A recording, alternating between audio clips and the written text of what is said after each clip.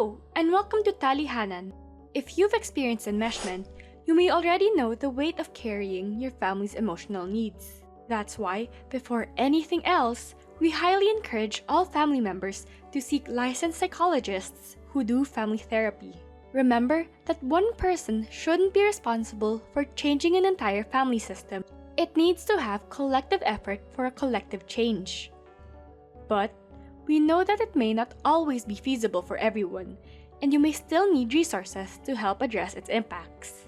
That's why, in this video, we'll share 3 tips on how to help build or maintain healthy boundaries. However, while these are reviewed by our college guidance counselors and a psychologist, these are only general tips to be used for information and self-reflection. Hence, it's always recommended to take advantage of professional resources available in your area. Now that that's covered, let's start with the first one: tips on developing healthy boundaries. These focus on things like self-awareness, emotional regulation, and accountability to help develop said boundaries and self-identity. But among all of these, all experts stated that one of these was the most important: recognition or becoming aware of the problem and one's willingness to change. Ideally, family members must be receptive and willing to have their pre-existing beliefs challenged in order to create change. Once that foundation is built, we can move on to the next steps. Number 1.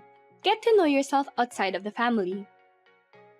Identity evolves through life experiences and experimentation. In Erik Erikson's 8 stages of development, that experimentation is a part of the stage called identity crisis. It involves asking yourself questions like, what are you passionate about? Who do you want to be? What are your core beliefs? What are your strengths, and how can you work with your weaknesses? It may be helpful to reflect beyond your family role, as your needs, wants, or limits may be buried or forgotten under family interests. Number 2. Learning to process and regulate one's emotions. According to the cognitive behavioral theory cycle, it proposes that one's thoughts, feelings, and behaviors are connected with each other. Since these are 3 large concepts, let's just cover thoughts for now. And should you like to learn more, there's an expanded article over on our website. Okay, so for example, let's take the thought, I am a failure. According to Miss Tanya, rather than automatically identifying yourself with a thought, it can be helpful to take a pause and notice the automatic thoughts and emotions that pop up during an event. You could ask, why did I have this thought?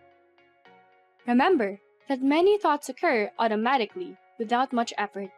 They are automatic ideas that occur as a reaction to an event. Since emotions come first before logic, these first thoughts are prone to heuristic bias, as our brains can anchor evidence on the initial piece of information and confirm our pre-existing beliefs. As such, it's important to bring counter-evidence when our thoughts go towards absolutes or extremes. This helps to combat messages that may drive one further into enmeshment.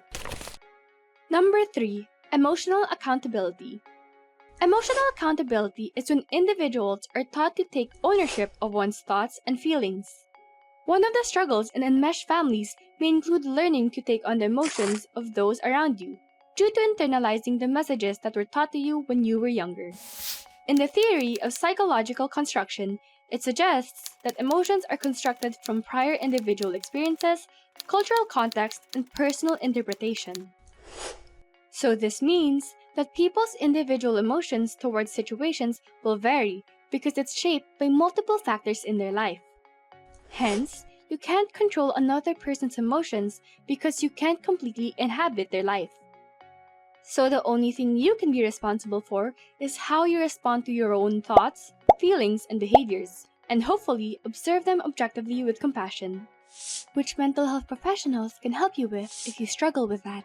Although, note that individuals with mental illness or trauma may have limited control over their responses, making trauma-informed care and tailored intervention a necessity for those struggling with them.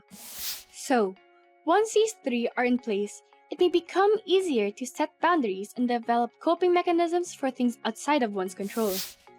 As discussed in a previous video, Healthy boundaries exist when they are clear, protective, but also flexible to situations that help connect them to themselves and others. This can be best characterized in Charlotta's core message on maintaining personal boundaries. Clarity, flexibility, and consistency is key.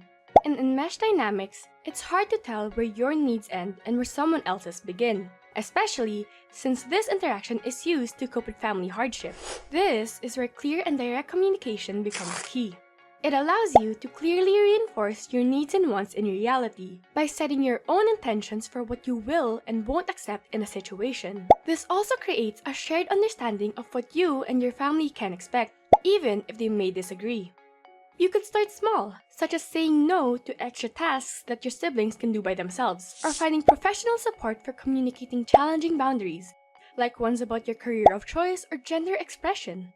Remember, if your family does not understand your perspective, assume positive intent.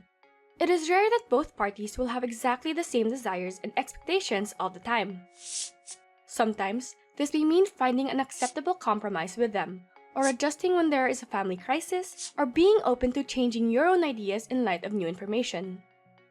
Setting healthy boundaries is not a one-hit wonder. They need to be consistently practiced like a skill. Sometimes we are unable to, but it doesn't mean we can't pick it up again.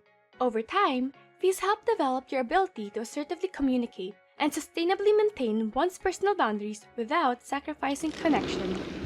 So, you've now learned the basics on how to develop and set healthy boundaries through self-awareness, emotional regulation, and emotional accountability.